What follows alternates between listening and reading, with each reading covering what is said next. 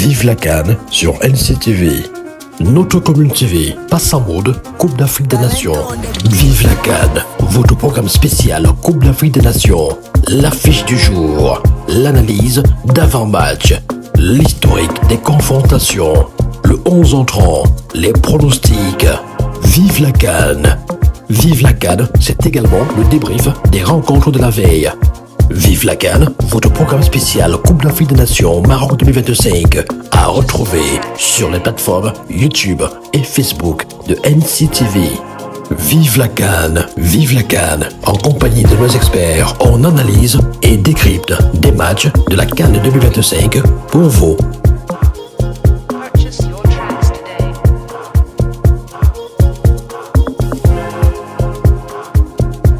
Retour, mesdames, mesdemoiselles, messieurs, et nous débriefons le match des Lions indomptables du Cameroun contre la Côte d'Ivoire. C'était ce dimanche 28 décembre 2025. Voilà, cette deuxième journée dans le groupe du Cameroun. Voilà, un but partout. On va se poser beaucoup de questions. Un match nul satisfaisant ou convaincant ou voilà, suffisant comme ça. Coup d'œil sur le 11 proposé par Pagou, Kofan titulaire et Taillon sur le banc. Boyomo encore remplaçant, Chebalon Koto désormais intouchable, les notes des joueurs. Cameroun contre Mozambique, comment gagner? Avec quel 11? Coach, je commence par vous. Un match nul, satisfaisant, convaincant? Satisfaisant, pour le moment, pas encore très convaincant, parce qu'il y a encore beaucoup de choses à revoir. Même s'il est vrai que le Cameroun n'avance plus masqué. Dorénavant, tout le monde sait de quoi les garçons sont capables. Donc maintenant, il va falloir travailler au niveau de cette cohésion dans le jeu, au niveau de l'équilibre. Parfois, on a senti une équipe qui un peu en perte de repères dans les transitions défensives. Parfois, au niveau de la poursuite, c'est rassurant parce qu'on a une défense à 3. Que nous propose le coach Pagou qui rassure véritablement, même s'il y a parfois des petits égarements, mais il faut dire quand même que les profils associés dans cette défense-là nous permettent de dire qu'il y a quand même quelque chose à se mettre sous la dent. Maintenant, qu'est-ce qu'on peut ajouter à cela? C'est de dire qu'on a un bon milieu de terrain aussi en même temps à 5 qui n'a pas permis à la Côte d'Ivoire de véritablement prendre la rencontre à son compte. Je pense que pour le moment, je m'arrête d'abord là en attendant de me relancer. Oui, justement. Alors, Roméo Ngoula, le Cameroun a arraché le match nul de haute lutte, avec notamment l'égalisation de Tchama 2 après l'ouverture du score en deuxième mi-temps. Tous ces joueurs en deuxième mi-temps. Après l'ouverture du score de Amad Diallo. Voilà. Mais de façon générale, on a eu comme l'impression que le Cameroun subit aussi beaucoup dans le jeu et a beaucoup subi le jeu ivoirien. D'ailleurs, les stats peuvent le démontrer. 51% de possession pour la Côte d'Ivoire, 49% pour les Lions. Il faut préciser que ça s'est rééquilibré en deuxième mi-temps avec une légère domination en termes de possession des Lions indomptables du Cameroun. Parce que sur la première mi-temps, c'est du lourd pour la Côte d'Ivoire. Alors, en termes de tirs, 13 tirs pour la Côte d'Ivoire, 12 tirs pour les Lions, mais 2 tirs cadrés chacun. Vous voyez que la Côte d'Ivoire également en termes de passes, vous savez, le nombre de passes, ça traduit aussi quand même le jeu, la façon dont le jeu se déroule. Est-ce que c'est inquiétant pour la suite de se dire que le Cameroun subit beaucoup et que les adversaires développent beaucoup plus leur jeu avec le Cameroun? Non, je ne pense pas. Au début de cette rencontre, sur le papier, il y avait un favori et un outsider, si on peut dire comme ça. Et la Côte d'Ivoire était favori. Et normalement, c'est la Côte d'Ivoire qui allait faire le jeu.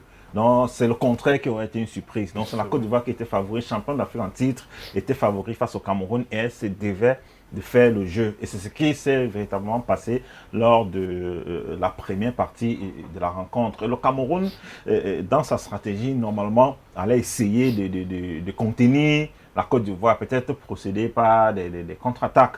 Et je pense que c'était un peu ça la stratégie du Cameroun en début de cette rencontre. Mais au fur et à mesure que la rencontre évoluait, le Cameroun s'est rendu compte qu'ils peuvent jouer à force égale, oui, que la Côte d'Ivoire. Raison pour laquelle le Cameroun est un peu sorti pour montrer que non, nous sommes aussi là pour jouer, pour montrer notre jeu, pour jouer un peu comme le coach l'avait dit lors de la conférence de presse d'avant-match, que le Cameroun doit respecter la Côte d'Ivoire, mais pas les respecter totalement, parce qu'au-delà de tout, c'est le Cameroun, c'est les Lions indomptables du Cameroun face peut-être au pays champion d'Afrique, mais on reste quand même le Cameroun.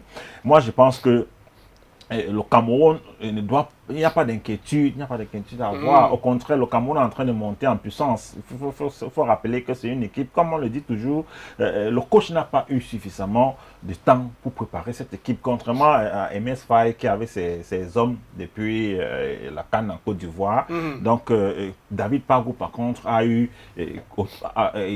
c'est à partir du regroupement, qu'on peut dire, au Maroc, qu'il a commencé à travailler avec ses joueurs. Donc, et ce qu'il a proposé hier, on peut dire que les choses sont en train d'aller crescendo. On regarde la première rencontre contre le Gabon et aujourd'hui, avec la rencontre contre la Côte d'Ivoire, s'il faut mettre quelque chose à l'actif d'une équipe, donner des points pour une équipe, je pense que les Lions indomptables méritent quand même plus de points au regard de leurs prestations, contrairement à la Côte d'Ivoire qui était plus attendue dans cette rencontre.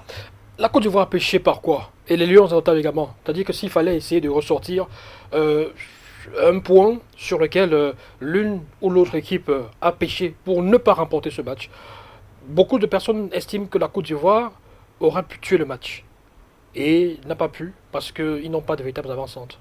Non, moi je pense qu'elle a aussi respecté le Cameroun. La Côte d'Ivoire a aussi respecté le Cameroun. Et un match de football commence au niveau de la communication. Je pense que le coach Pagou a essayé d'envoyer quelque chose dans le camp adverse qui a forcément déjoué l'organisation.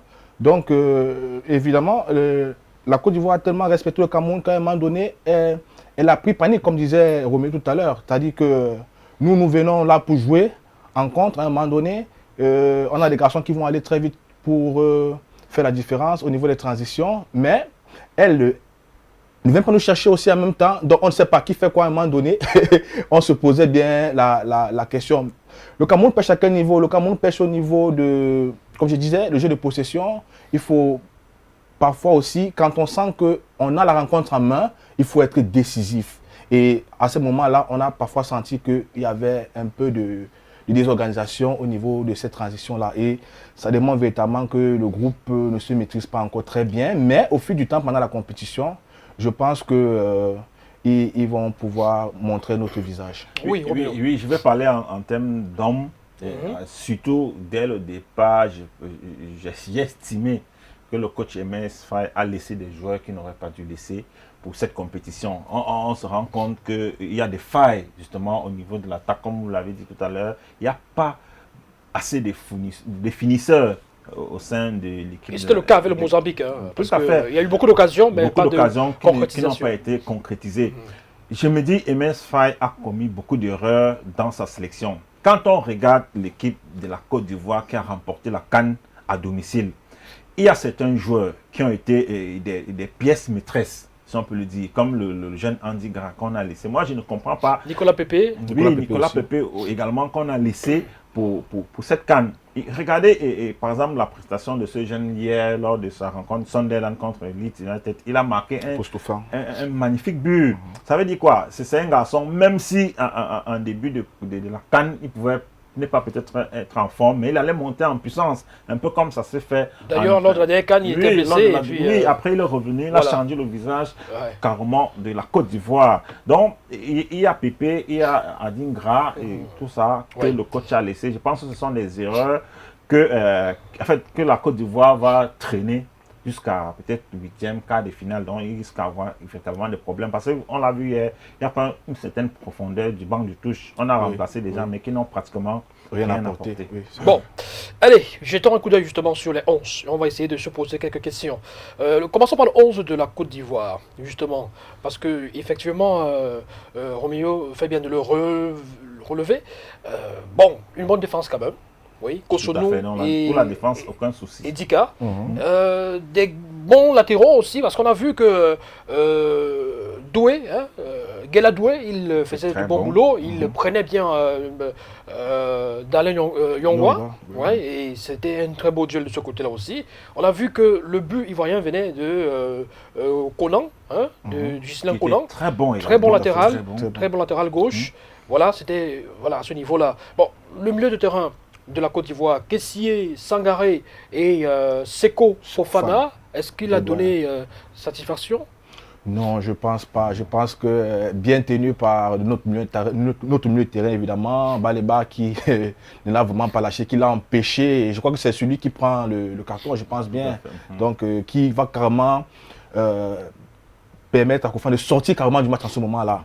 Bon gré, mal gré pour nous, parce que à ce moment-là aussi, Carlos va forcément ne peut aller au niveau du contact parce que c'est tellement la consigne de ne pas prendre un second carton. Voilà. Donc il a sorti carrément du match. Hein. Oui, alors on attaque en Côte d'Ivoire, Amad Diallo sur le flanc droit, vous avez Diomandé sur le flanc gauche, et c'est justement à ce niveau-là que je peux être d'accord avec justement Roméo, parce que Adingra à ce niveau, ça aurait peut-être apporté quelque chose de bien différent, sans vouloir peut-être dire que Diomandé ne fait pas grand-chose. Vous avez aussi en pointe Bayo qui a été aligné à la place de Zaha, qui a commencé le match contre le Mozambique la semaine dernière. Des choses qui auraient pu peut-être changer la physionomie de ce match. Parlons du 11 du Cameroun, des Lions indomptables à présent. Je voulais dire un mot, juste, oui, Renaud. Je disais que quand on regarde la défense de la Côte d'Ivoire, on regarde le milieu de terrain, il y a des certitudes. Au niveau de la défense, on a Kosono, Ndika, on n'a rien à redire. Oui, tout à fait. Quand on regarde au milieu de terrain, ça commence là un peu à dandiner. Mais au niveau de l'attaque, on sent que le coach ne maîtrise encore rien. Il se cherche au niveau de l'attaque.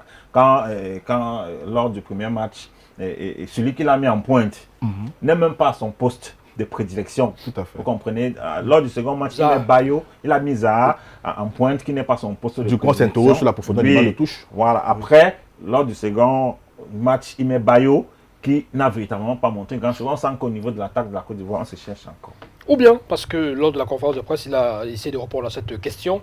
Il a voulu aussi adapter son équipe en fonction de ce que proposait le Cameroun, sachant que, bref, mais ça n'a pas marché. Ça débat, justement, ça débat parce qu'on lui reproche ce genre de choix. Allez, le 11 entrant du Cameroun avec une surprise à l'entame, c'était Kofan, titulaire en lieu et place de Karl Eta Eyon. Coach, est-ce que ça vous a surpris? Est-ce que avant ce match, vous vous êtes dit comment est-ce qu'on peut mettre Karl Eta Eyon sur le banc alors que c'est lui qui a marqué le premier but, le but contre le Gabon, et il méritait avoir encore la confiance du coach? Est-ce que vous avez dit ça? Non, pas du tout. Je n'ai pas vraiment été surpris par rapport à cette titularisation, parce que quand vous connaissez un peu le banc de touche actuellement, ceux qui le dirigent, vous avez des personnes comme le coach Bellinga qui a été là en 2017, qui a apporté sa touche particulière en association avec Hugo Bros. Vous savez, des matchs comme ceci, on n'allait pas offenser la Côte d'Ivoire.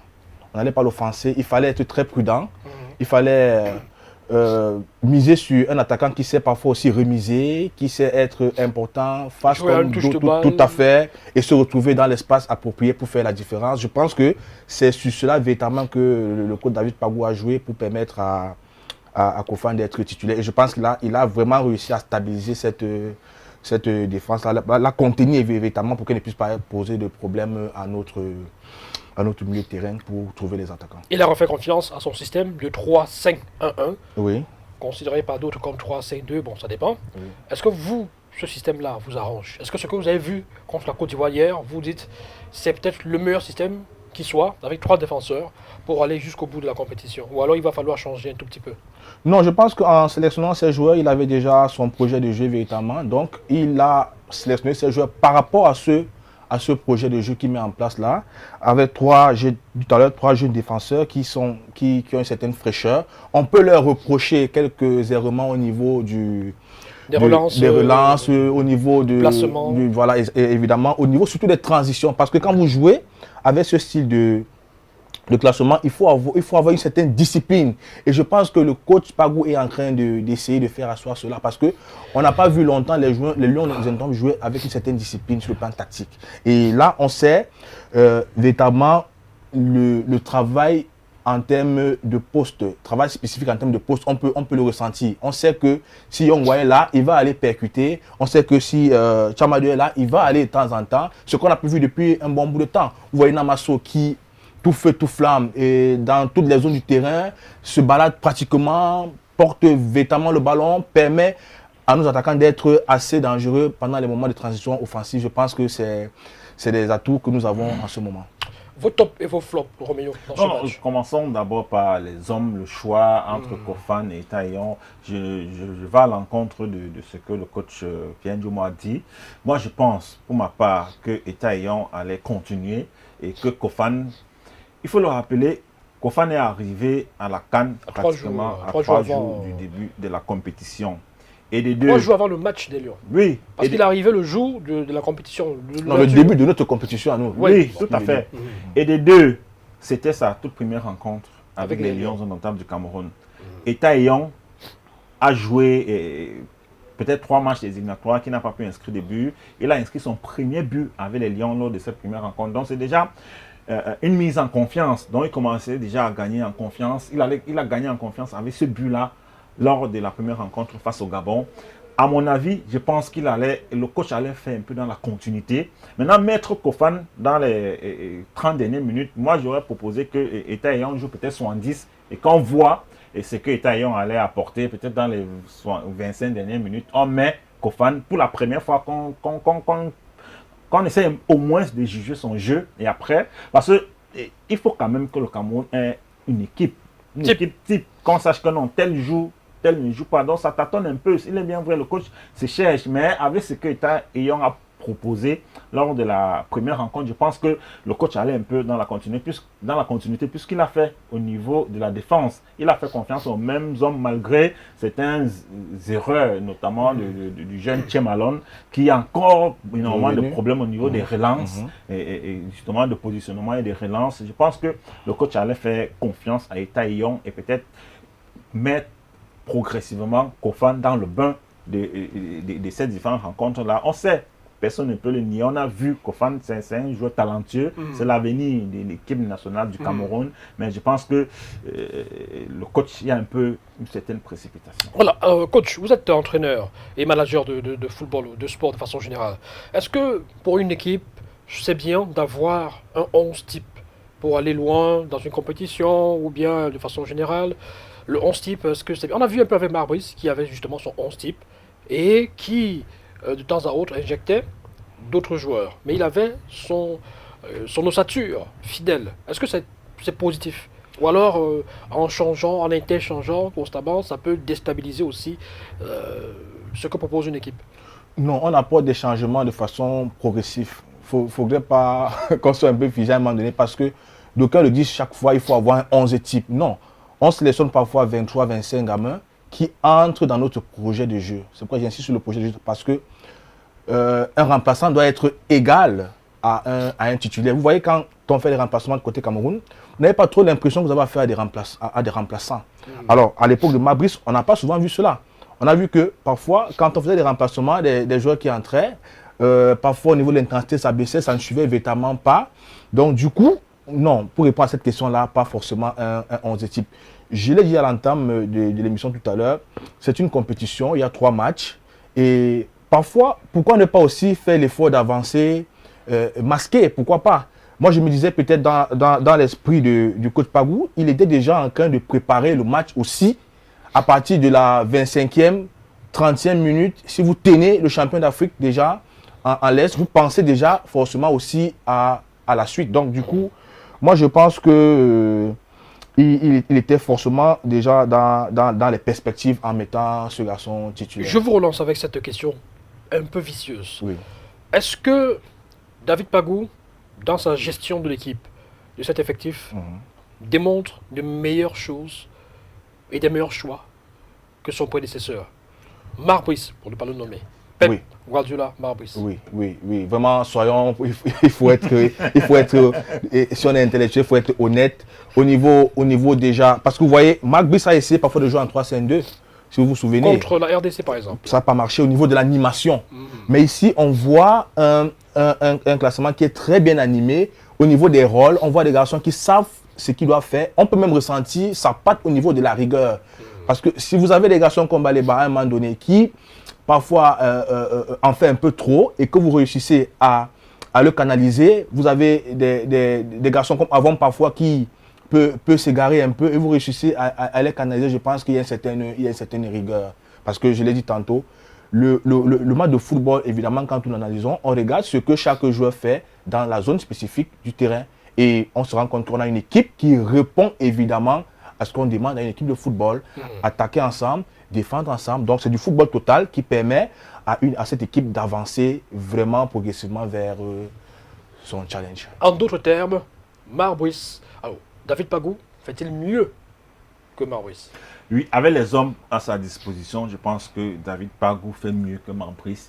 Moi, j'avais ce problème-là avec Marbris de ses choix, donc de ses 11 entrants qu'il avait presque tout le temps. Et c'est pratiquement la 90e minute qu'il essayait de faire même un changement. Quand c'est terminé, c'est vrai. Quand le match était pratiquement Il avait terminé. David Pagou sur le banc de touche à ses côtés. Non, mais est-ce que David Pagou avait le pouvoir? Il avait, donc, à ce moment, tu es coach, Il n'avait pas de pouvoir. c'est pas à toi de décider. Parce qu'au-delà de tout, c'est Marbris qui portait la responsabilité des défaites ou des victoires. Les Lions notables du Cameroun, c'était pas Pagou. Actuellement, qu'ils soient incompétents, sans tout couper, voilà. Il l'avait dit, Actuellement, c'est David Pagou qui est à la tête des Lions notables, mais personnellement, je me dis, il est en train de faire un très bon travail avec ce qu'on a vu lors des 2 premières rencontres et des hommes qu'il a en main. Le Cameroun peut se vanter d'avoir son Jude Bellingham. Hein? Vous comprenez un peu. Donc, Namasso, oui. À la personne de Namasso. On a des joueurs qui sortent vraiment du lot. On a Dalin Yongwa, que personne ne voit. Mais c'était un garçon, pendant les 2 rencontres des Lions notables, il est partout. Il ne reste pas à son poste, il est partout. Donc à chaque fois, il soutient l'attaque. Il a un rôle de piston. Quand c'est l'attaque, il est là. Quand c'est la défense, il est là. Même au milieu du terrain, on le retrouve partout. C'est ça le rôle de piston, justement. De pratiquement jouer, je ne sais pas, piston. En 2 rencontres, j'ai eu l'impression qu'il a joué 2 matchs de sa vie. Oui. Donc en même temps, c'est comme une revanche pour lui, qui n'était plus appelé sous le règne de Marbris. Oh, il a été appelé à quelques reprises. Oui, mais il n'a pas joué. Moi, je parle d'appeler et de jouer. Il a joué lors du tournoi de Marrakech. Mais c'est pas la même chose. Après ça, contrairement à ses prestations lors de la CAN, quand Rigobert était là, c'était pratiquement titulaire au sein de l'équipe nationale du Cameroun. Mais avec l'arrivée de Marbris, il a pratiquement reculé. Il n'était plus là. Même quand il est convoqué, il joue, soit il joue peut-être. Oui, mais je me pense que pour un garçon comme ça, c'est une revanche. Il est en train de prouver que c'est un talent sur lequel le Cameroun peut vraiment compter dans les prochaines rencontres. Est-ce que David Pagou ne bénéficie pas quand même aussi de la sérénité autour de l'équipe pendant cette compétition, la préparation de cette compétition? Les Lions notables du Cameroun, désormais, pas de désordre, pas de conflit et pas de conditions difficiles de voyage, d'entraînement. Est-ce que ça ne contribue pas aussi à mieux aborder les matchs, contrairement à l'ère Marbris, qui a commencé avec une belle victoire contre le Cap-Vert, 4-1 à Yaoundé, une belle rencontre aussi contre l'Angola, où les Lions ont été vraiment impressionnants, parce que j'ai coutume de dire que pour ceux qui savent lire le match, le Cameroun, Angola-Cameroun à Luanda, c'est l'une des plus belles productions des Lions notables du Cameroun en termes de jeu. Sortie de balle, transition, circulation de balle, possession, intensité, occasion, c'était pratiquement 15 tirs tentés ce jour-là, avec pratiquement 9 tirs cadrés, même si malheureusement Bassogok sort. Sa sortie qui a bouleversé un tout petit peu. Donc, est-ce que Marbris, si il continue dans cette logique-là, avec ce type de jeu, sans les batailles autour des Lions notables, est-ce qu'il n'aurait pas pu aussi faire quelque chose? Oui, il aurait pu, ça va de soi, parce que vous ne pouvez pas travailler quand il n'y a pas de sérénité. On ne veut pas revenir dans ces épisodes-là qui ont vraiment tenir l'image de notre pays, ce n'est pas le plus important actuellement. On parle de l'union sacrée.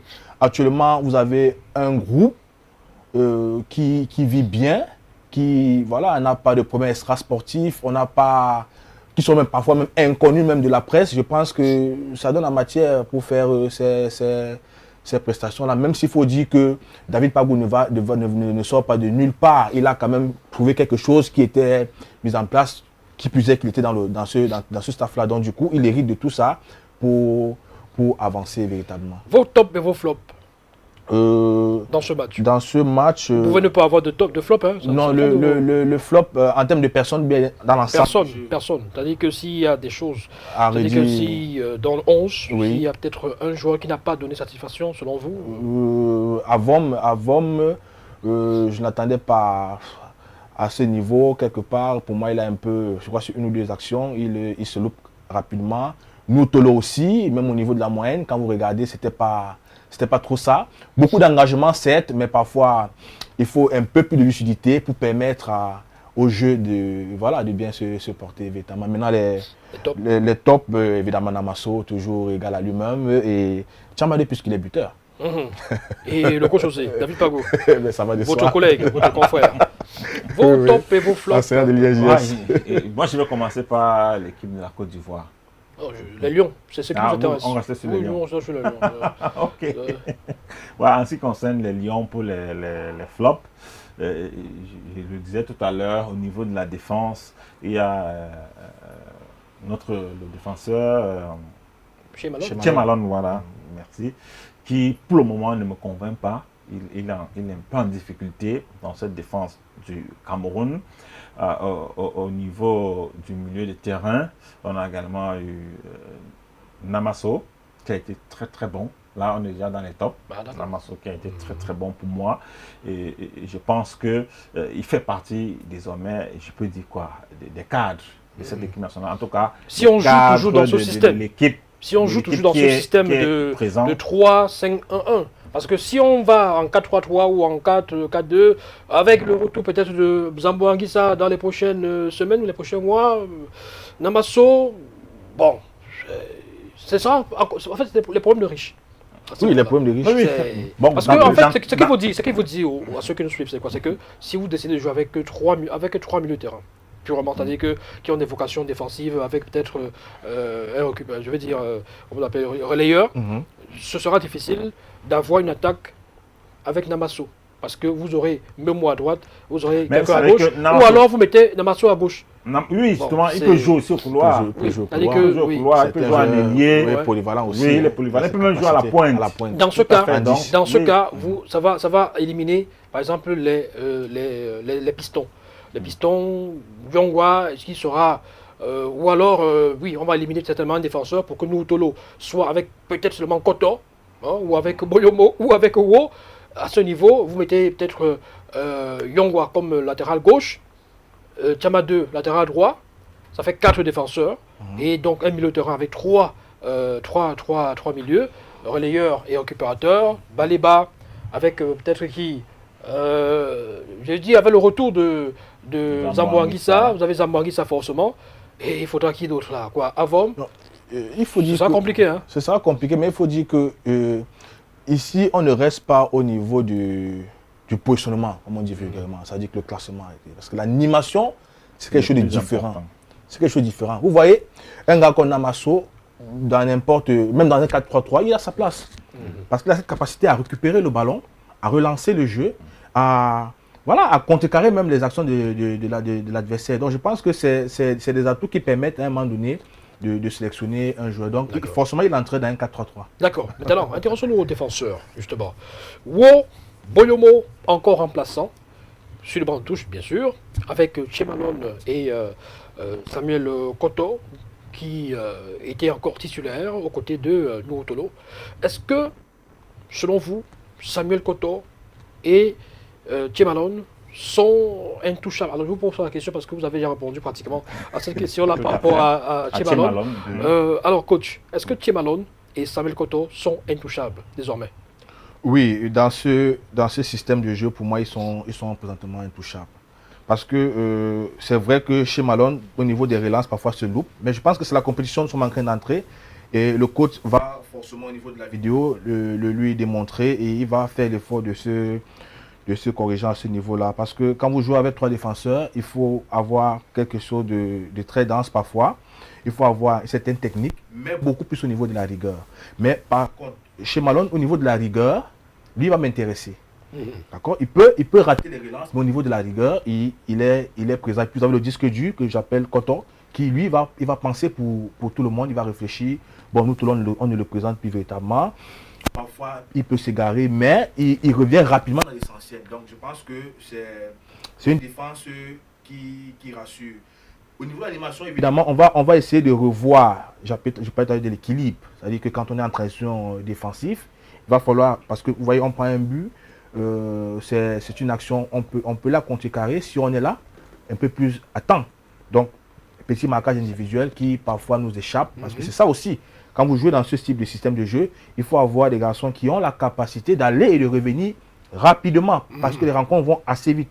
C'est la raison pour laquelle il faut tirer un coup de chapeau au préparateur physique qui peut être aussi un peu la cheville ouvrière de ce qui se fait actuellement. Parce que les Lions ont montré une certaine fraîcheur. Maintenant, au niveau de la vidéo, on va forcément leur montrer les petits errements au niveau du positionnement défensif. Ça peut se corriger pendant la compétition et ça peut apporter une certaine différence. C'est pas pour rien que d'aucuns estiment que vous êtes le futur entraîneur de Coton Sport, de Garoua, mon cher Pierre Diobo.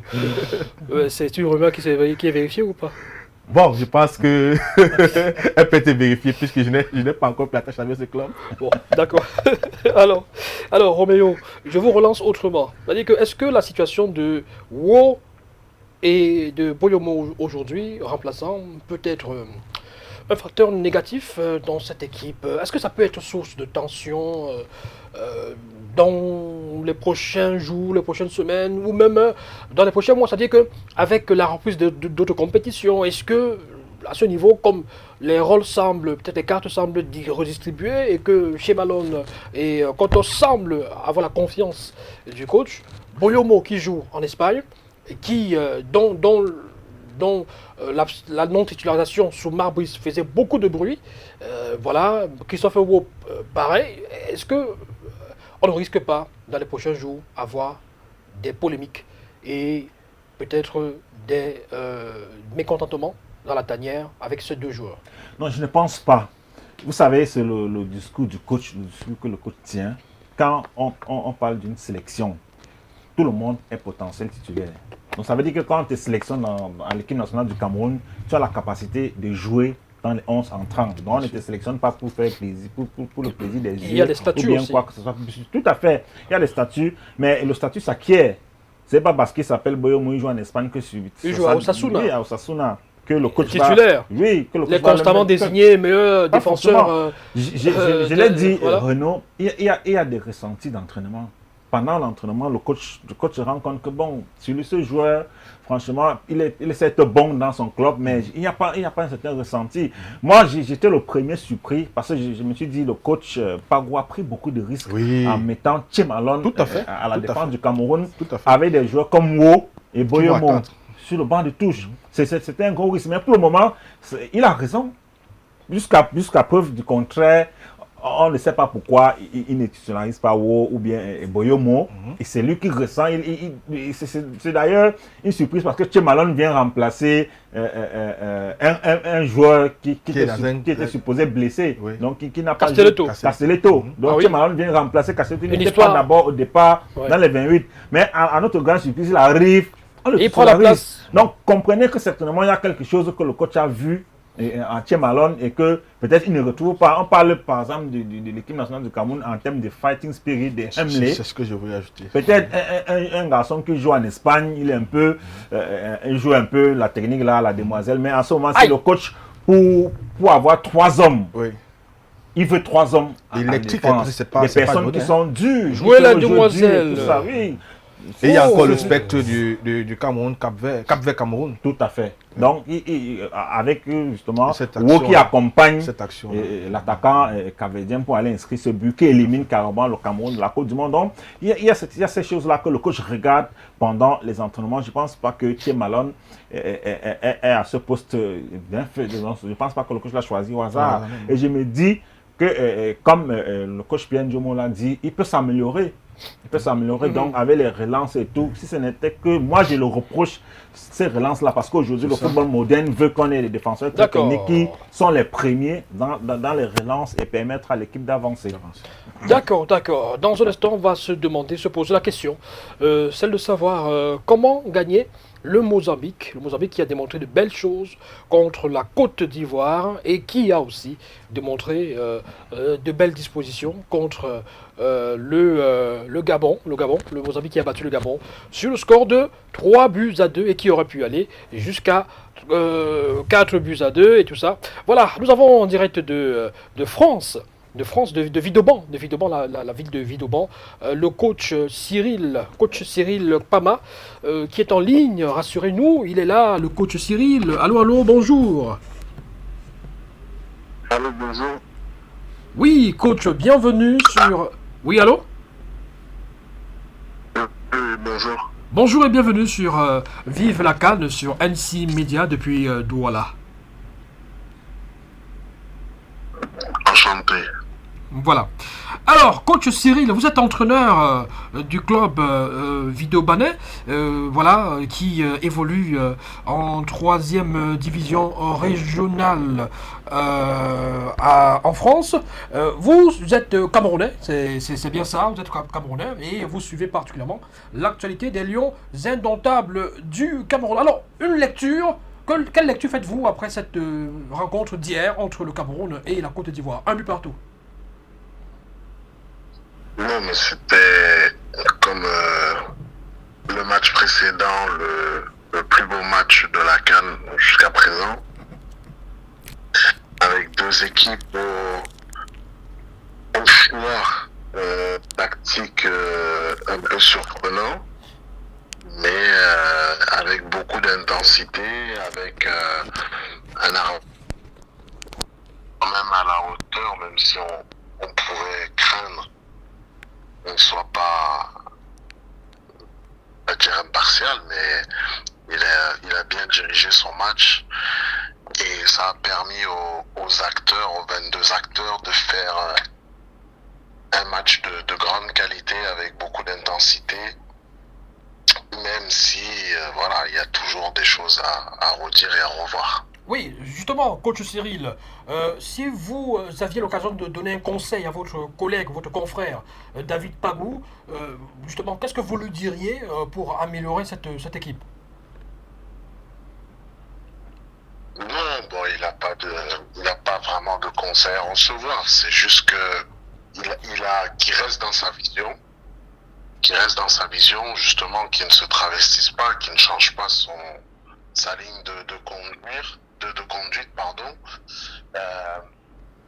Ensuite, la gestion de l'effectif, elle a l'air correcte. C'est vrai que c'était surprenant que ça soit un autre avant-centre que Ita qui commence, mais je pense pas qu'il y ait eu de grosses difficultés. Ensuite, sincèrement, je pense que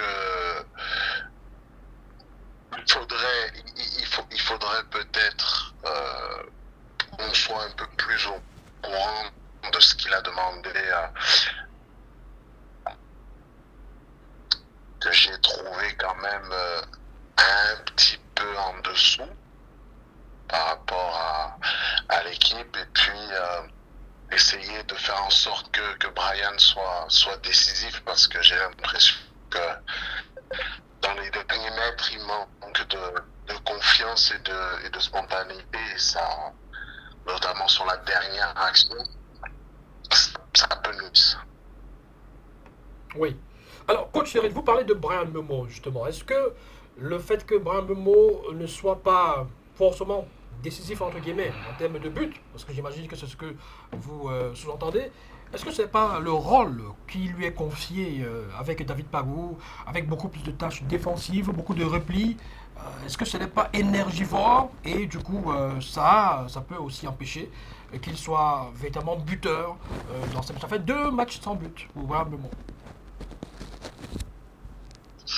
Non, buteur, c'est pas trop le problème, parce qu'aujourd'hui, c'est, même s'il est dans un autre rôle, c'est quand même pas son rôle. Donc il faut pas lui passer un rôle qui n'est pas le sien dans tous les cas. Certes, il marque beaucoup quand il est à Manchester ou autre, mais de base, c'est pas ce qu'on lui donne. Moi, quand je parle de décisif, c'est que dans la dernière passe, il y a quand même beaucoup de déchets dans les contrôles, dans les dernières lignes de jeu. Il y a encore un peu de déchets. Alors effectivement, les tâches défensives, elles sont pas minimes. Hein. Il court beaucoup, voilà. Donc dans ces cas-là, on doit se poser la question, est-ce qu'il a les capacités de jouer 90 minutes dans ce genre de système? Donc c'est plus ça, mais en tout cas, il me manque un côté un peu décisif de ça.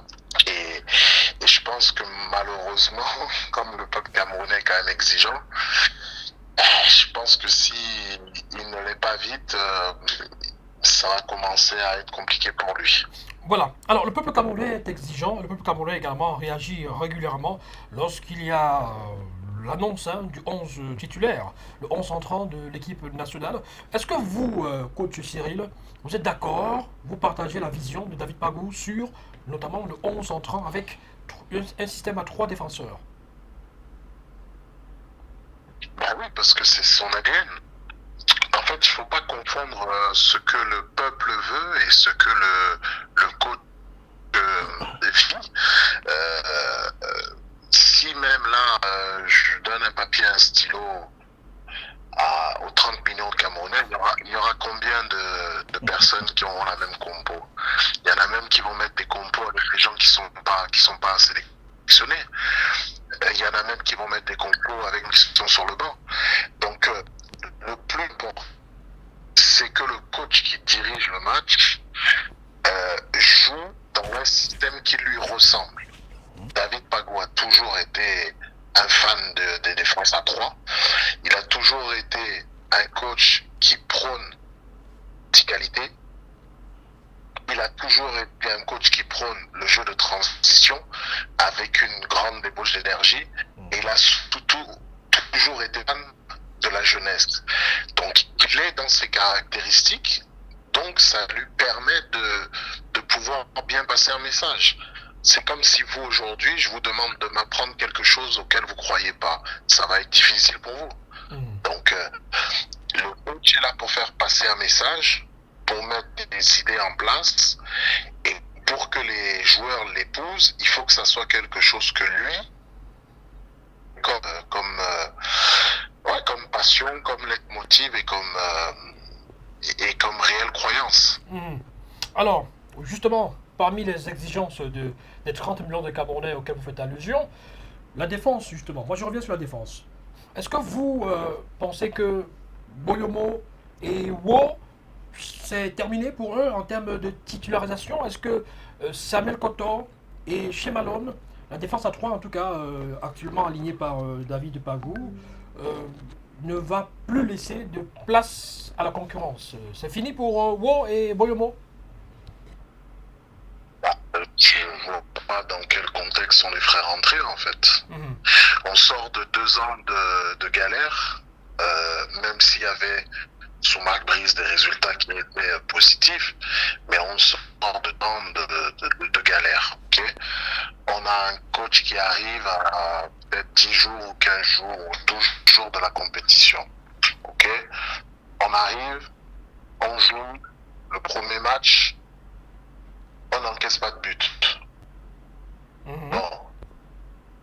On arrive, deuxième match, on joue les champions d'Afrique, on fait un partout en se créant des occasions très franches, notamment les deux tirs sur la barre, en prenant un but, ok, mais en étant globalement intéressant au niveau du bloc défensif d'équipe. Pourquoi vous voulez que j'aille encore changer quoi que ce soit, d'aller... Non, les petits ajustements qu'il faut faire, c'est sur la fraîcheur, sur le 3e match. Voilà, il va falloir regarder si Boyomo ou Shemalone ont les cannes pour les jambes, pour enchaîner un 3e match. Ils ont une bonne récupération pour avoir un niveau d'exigence qui va permettre au lieu indomptable de se qualifier. Et en termes de qualité intrinsèque, on ne doit pas chercher à changer quoi que ce soit. Ce que les gars ont fait durant ces 2 derniers matchs, c'est ce qu'on attendait depuis 2 ans. C'est-à-dire une identité beaucoup plus camerounaise, avec un Hemley qui revient dans les bouches de tous les Camerounais. Et c'était la priorité. Donc, personnellement, une défense qui prend un but en 2 matchs, connaissant le contexte et l'adversaire que vous avez joué, notamment la Côte d'Ivoire, je ne pense pas qu'il faille voir quelque chose de négatif. Hein. D'accord. Alors on va bientôt sortir de cet entretien parce qu'on va vous laisser déjeuner. Il est déjà midi. Mon cher Cyril, s'il fallait nous dire le secret pour battre le Mozambique, c'est quoi les clés de ce match contre le Mozambique? Parce qu'on a vu que c'est une équipe qui est bien en place, qui joue du bon football, qui fait circuler le ballon, qui a la possession, qui tente des choses, qui a des occasions et qui a battu, on va dire pratiquement facilement, le Gabon, 3-2. Et parce que, alors je dis facilement parce que le score aurait pu être beaucoup plus long que ça. 4-2, 5-2, ils ont dominé vraiment le Gabon. Ouais, je pense aussi que nous aussi on aurait pu. Bon. Je pense que nous aussi le 1-0 c'est pas le reflet du match. Mais pour parler du Mozambique, moi je pense que notre système, en tout cas nos intentions de jeu, ne correspondent pas du tout à ce qui va mettre à l'aise le Mozambique. Parce qu'on est quand même une équipe de transition. Et ça veut dire que les équipes de transition aiment jouer contre les équipes qui ont la possession. Et vous le voyez sur la dernière attaque qu'on a eue hier contre la Côte d'Ivoire. À partir du moment où on arrive à aspirer 85% de l'équipe adverse dans notre camp, à la perte de balle, on va très très vite vers l'avant. Et une équipe qui a la possession, c'est ça en fait, c'est une équipe qui veut aller vers ton camp avec quasiment tous ses joueurs. Donc je pense que c'est parfait pour nous, il faut leur laisser le ballon. La chose qu'il va falloir corriger, c'est la gestion de la profondeur, parce que c'est vrai qu'ils ont une possession qui n'est pas stérile, hein. Ils sont quand même souvent en bloc haut, voire en bloc médian. Et ça peut nous poser des difficultés parce qu'on a vu que hier, il a fallu beaucoup de fois rappeler Ballet juste dans son dos, entre les 2 lignes. Ce que Guémo a très bien fait d'ailleurs aussi contre la Côte d'Ivoire. Nous, si on arrive à gérer la profondeur du Mozambique, je pense qu'on n'aura pas de soucis parce que notre talent offensif est quand même bien au-dessus du talent défensif des Mozambicains. Voilà, coach Cyril, vous avez le bonjour du coach Pierre Ndiomo qui est avec nous sur ce plateau. Bonjour, grand coach. Coach, grand bonjour. Bonjour. Un plaisir de vous écouter une fois de plus. Ça fait très longtemps. Ouais, ça fait longtemps ça. Longtemps. J'espère que tout le monde va bien, que tout se passe bien et que d'ici avril, je pourrai faire un tour dans mon pays. D'accord. Bien des choses à vous. Merci, meilleur à vous. Vous êtes également promoteur de la marque Lion Sportif. Hein. C'est un équipementier qui aurait pu aussi, pourquoi pas, habiller les Lions indomptables du Cameroun comme vous le souhaitiez. Mais qui habille quand même déjà pas mal de sélections, enfin de clubs en Europe et même dans le championnat camerounais. Oui, on commence à s'implanter petit à petit. C'est toujours la difficulté de... Alors, moi je dis pas la difficulté au Cameroun, la difficulté en Afrique. C'est la difficulté quand tu veux t'implanter dans un pays où tu n'es pas.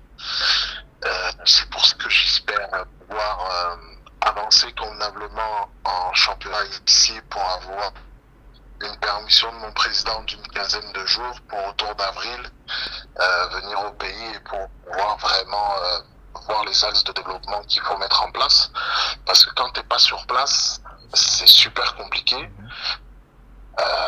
Voilà, voilà, les gens c'est par le téléphone et tout. Bon, on a tous nos vies, nos emplois du temps. Mais oui, c'est vrai que c'est bien. On est sollicité aussi par d'autres sports comme avec des anciens internationaux qui sont des collègues à moi qui essayent aussi, comme ils peuvent, de nous faire rentrer là-dedans. On a Jean Macoun qui m'a certifié me prendre des équipements pour son 2-0.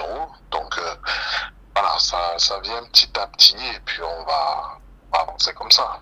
Voilà, super. Merci et surtout bravo, courage à vous dans votre exercice, hein, dans l'exercice d'entraîneur de football de FC Vidauban.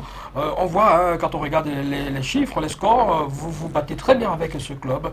Vous remportez les victoires. Je vois un score de 6-0 hein, contre l'AS Maximoise. Voilà, c'était récemment en Détroit française.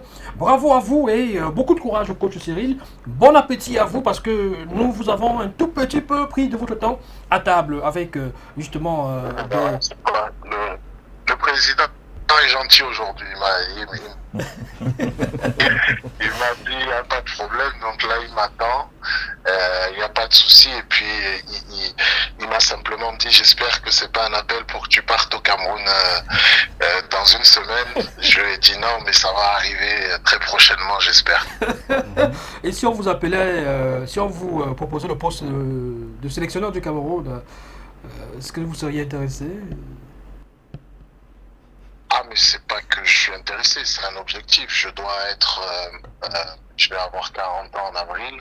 Je dois être le premier ou l'un des premiers coachs à gagner une Coupe du Monde avec le Cameroun. Ça, c'est un objectif depuis une dizaine d'années.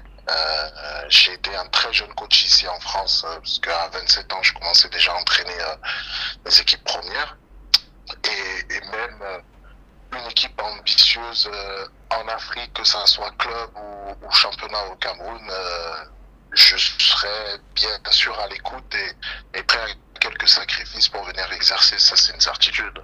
Merci. Allez, bon appétit à vous et rendez-vous très prochainement. On est ensemble jusqu'au 18 janvier 2026. Merci coach. Bye bye. On se retrouve sur ce plateau. Voilà, justement. Alors, Pierre Dumont, il va dans votre sens, pratiquement. Hein. Oui, évidemment. Ça dit que vous ne pouvez pas, quand vous avez déjà trouvé, vous avez déjà établi votre projet, vous trouvez les profils qu'il faut pour le projet. Tout ce que vous faites, c'est des petits réaménagements. Pendant que vous avancez, vous vous rassurez que vous êtes sur ce que vous vous êtes tracé comme chemin et pour avancer. Il a parlé tout à l'heure de la profondeur, évidemment. Il faut travailler à ce niveau dans la mesure où on a l'impression, c'est vrai, on est en foot total. Mbeumo a beaucoup donné sur le plan défensif. À un moment donné, il est un peu parfois épuisé sur les tâches offensives. Donc, c'est ce qui amène parfois à ce petit doute au niveau de l'efficacité devant les 18 mètres pour la finition. Je crois que c'est quelque chose d'important aussi à travailler pour pouvoir faire la différence face au Mozambique. Mais il va... Oui, vous voulez... Non, on est deuxième, ou alors on est à égalité avec la Côte d'Ivoire. Oui. 4 points. Oui. Et on va affronter le Mozambique, peut-être pour espérer avoir la première place, ou bon, garder la deuxième pour le second tour.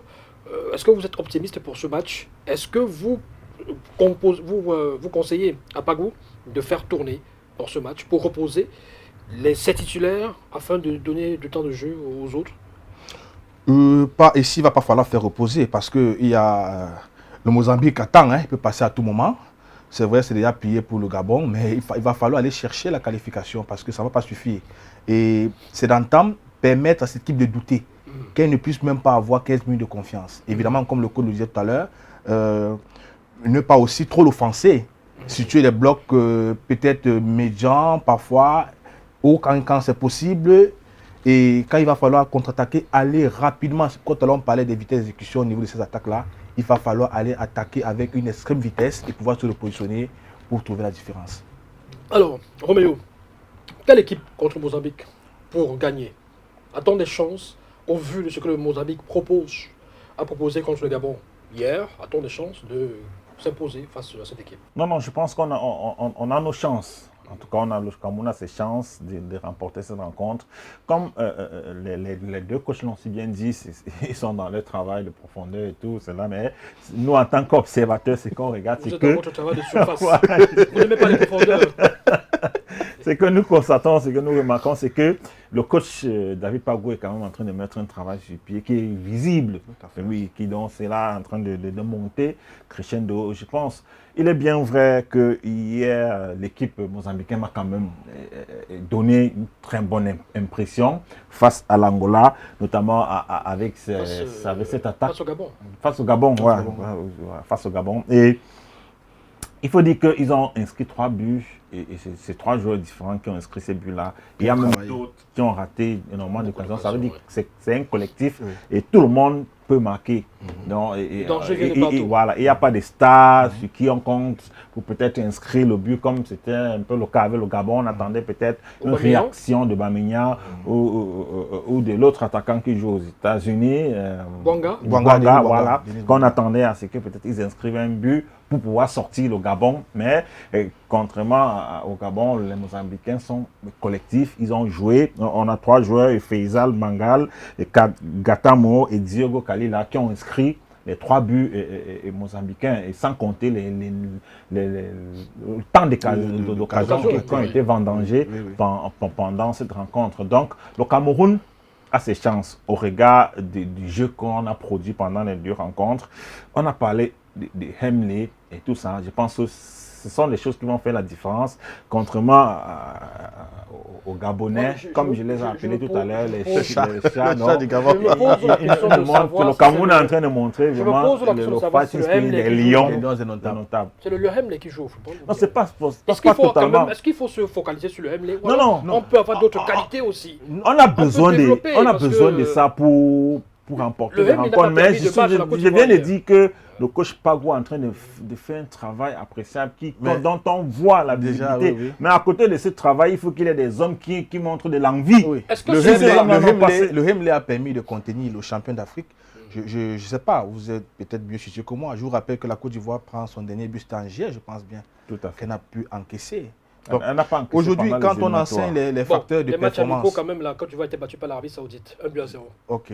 Bon, je peux me tromper, mais dans les facteurs de performance, le facteur 4, le facteur mental est très important. Nous, on a soumis ce facteur-là au Hemley, parce que c'est une marque déposée. Quand un Camerounais est quelque part, c'est quelque chose de différent qui dégage. D'accord. Pour sortir rapidement, coach, est-ce que le fait d'avoir confié les rênes de l'équipe nationale du Cameroun à David Pagou, à quoi 20 jours de la Coupe d'Afrique des Nations, n'est pas un handicap sur l'issue finale de cette compétition? Parce que depuis, j'entends des phrases, il n'a eu l'équipe que, donc ce qu'il fait, c'est quand même bon, c'est quand même bien, ce n'est pas encore super, mais il n'a eu l'équipe que. Est-ce que ça ne va pas être une sorte d'alibi finalement, au cas où on ne va pas si loin que ça? Parce que il faut dire qu'on n'a pas encore véritablement, on n'est pas encore au deuxième tour. Hein. Est-ce qu'à un moment donné, ça ne va pas se ressentir, le fait d'avoir changé d'encadrement technique à quelques jours de la compétition? Vous savez pourquoi j'ai ri? C'est parce que la question est typiquement camerounaise. Parce qu'après, on est toujours habitué à chercher le bouc émissaire. Après, Pagou piégé ou pas? Non, je ne pense pas comme ça. Je crois que c'est un entraîneur de football. Comme il a dit, les fils de militaires, il a appris à aller en mission. C'est un grand professionnel. Il a les moyens pour la mission qu'on lui a confiée. Et ce que j'aime aussi sur ce qui communique très bien, il a le triomphe modeste, mais il est très pertinent dans sa communication. Donc à la fin, il fait l'effort de ne pas s'arroger les plus grands honneurs à un moment donné. Et je crois que c'est ce qui fera sa petite marque vers la fin. On ne pourra pas forcément dire que voilà, il a été trop bon, trop mauvais. Il est équilibré, je trouve. Il est équilibré et c'est sage, Il faut préciser à ceux qui vont venir faire les commentaires pour dire que nous faisons de la sorcellerie, on cherche les problèmes, que nous ne sommes pas contre Pagou. D'ailleurs, on l'apprécie beaucoup. Moi, je parle de moi personnellement. Voilà. Parce qu'il faut aussi observer quelque chose, c'est un très bon communicant. Oui, ces conférences de presse sont des véritables régals. Et on se plaît à l'écouter parce que je ne suivais plus les conférences de presse depuis longtemps. J'attendais juste des extraits. Là, je suis obligé de rester devant le téléviseur Hier soir, après le match, j'étais devant. J'étais devant une chaîne de télévision de la place. Tout à Et puis fait. je suivais. Il est élégant, il est galant. Et même en zone mixte, les Exactement. questions, il n'y a pas de distinction, il n'y a Si, pas si. de Si, ceci, si, il si. n'y Il a pas répond à de... tout le Ça monde. rouge Voilà, il n'y a pas, pas de le plus discrimination. grand honneur, tout ça. Et il est toujours souriant, il est toujours sympathique, il est apathique. Et même Non, profond. sympathique, affable. Affable. avec, Mhm. avec ceux qui lui posent Oui, des questions. tout à fait. Même ceux qui lui posent des questions, Pour qui le déstabiliser, tout à fait. je pense qu'il est. Je crois que c'est une bonne chose. Il contribue C'est un grand à professionnel. C'est un réconcilier. grand Je pense que professionnel. David Pagou est au moins en train de réconcilier La presse la camerounaise. presse camerounaise. Il n'est pas dans de le combat réconcilier, de de réconcilier le public. églysien. Voilà, il n'est pas dans cette logique-là. Et nous tous d'ailleurs, on devrait plus l'être. Nous sommes- nous sommes-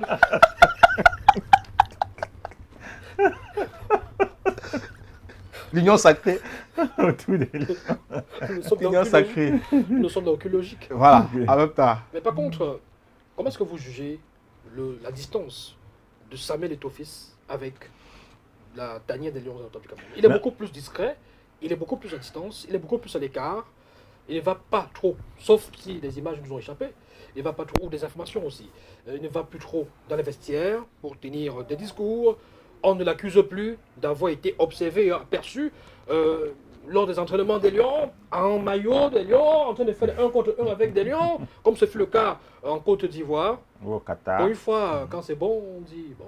Oui, justement, c'est ce qu'on a demandé depuis fort longtemps. Le président de la Fédération camerounaise de football, certes, a des choses à dire au sein de sa sélection, mais l'omniprésence d'un président de fédération au sein d'une équipe pose toujours quelques petits problèmes. On a l'impression qu'il veut prendre la place du coach. Donc, c'est cette image-là que cela donne. Ça fait en sorte que si aujourd'hui Eto'o est un peu loin de l'équipe nationale, ou bien il n'est plus sur les feux des projecteurs au sein de l'équipe nationale, parce qu'il peut être toujours là, mais on décide de ne plus filmer et nous présenter cela comme c'était le cas avant. C'est une bonne chose. La preuve, on voit que les résultats sont là. Tout le monde parle de David Pagou parce qu'on est convaincu que c'est David Pagou qui est en train d'apporter sa touche. Pagou, Pagou.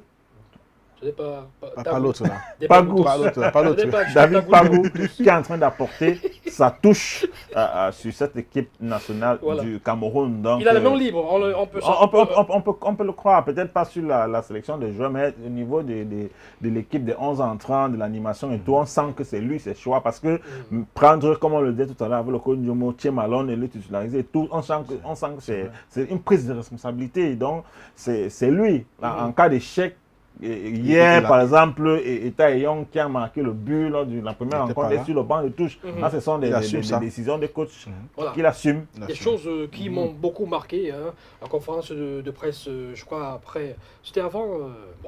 Il y a quelques jours, il parlait justement du fait qu'il fait une rupture avec ce que Marbrice faisait. Et d'ailleurs, ça se voit sur le terrain en termes de dispositif et de choix des joueurs. Et hier, après le match, il a carrément dit que la Côte d'Ivoire est une favorite sérieuse à cette Coupe d'Afrique des Nations et qu'il leur souhaite même la chance de gagner la Coupe d'Afrique des Nations. C'est-à-dire qu'il leur souhaite de gagner la Coupe d'Afrique des Nations. J'ai sursauté, j'ai dit que si tu souhaites à la Côte d'Ivoire de gagner la Coupe d'Afrique des Nations, donc tu ne veux pas gagner. Non, il avance masqué. Il fait l'effort d'avancer masqué. C'est une stratégie de C'est une communication. stratégie, tout à fait. Et en C'est plus, il met la l'humilité. pression sur la Côte d'Ivoire. C'est l'humilité. au Et même C'est la avant, vision. et même Oui, avant, conférence d'avant-match, Il Il a avait dit dit que que la c'est Côte eux les d'Ivoire. favoris. Oui, oui. Tout à fait. Voilà, donc bon, on va les respecter, mais pas trop les respecter. On peut au moins s'être fier de ça. Et c'est un Camerounais. Oui, en plus, formé au Cameroun. On dit merci qui? Merci au chef de l'État.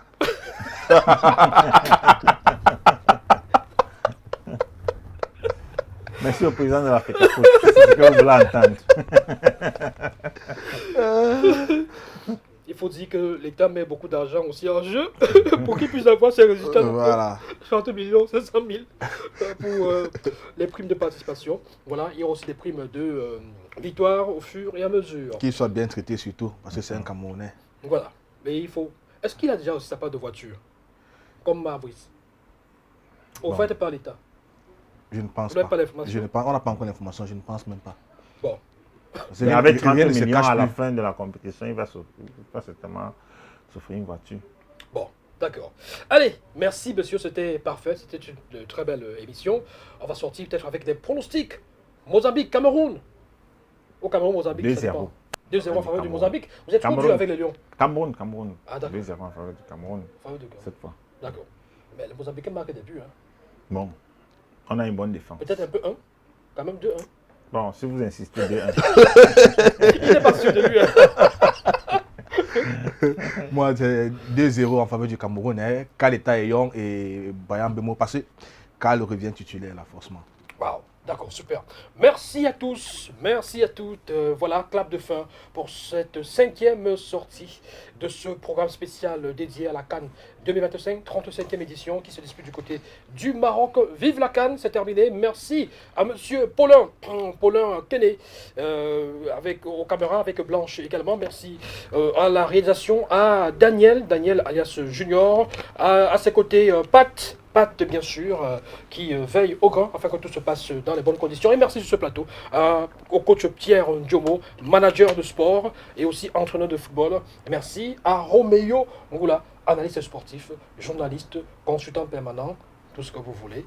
Voilà. N'hésitez surtout pas à prendre vos téléphones, bien sûr. Connectez-vous, abonnez-vous à nos différentes plateformes NC Media sur Facebook et sur YouTube également. À activer la cloche de notification pour ne rien manquer de nos différents contenus. Partagez, likez et surtout laissez vos commentaires, laissez vos avis, vos analyses en commentaire. Même s'il faut venir dire que nous dérangeons trop, on parle trop de l'Africa Foot ou bien... Allez-y, ne me manquez surtout pas. Allez, bye bye. Vive la CAN sur NCTV. Notre commune TV passe en mode Coupe d'Afrique des Nations. Vive la CAN, votre programme spécial Coupe d'Afrique des Nations.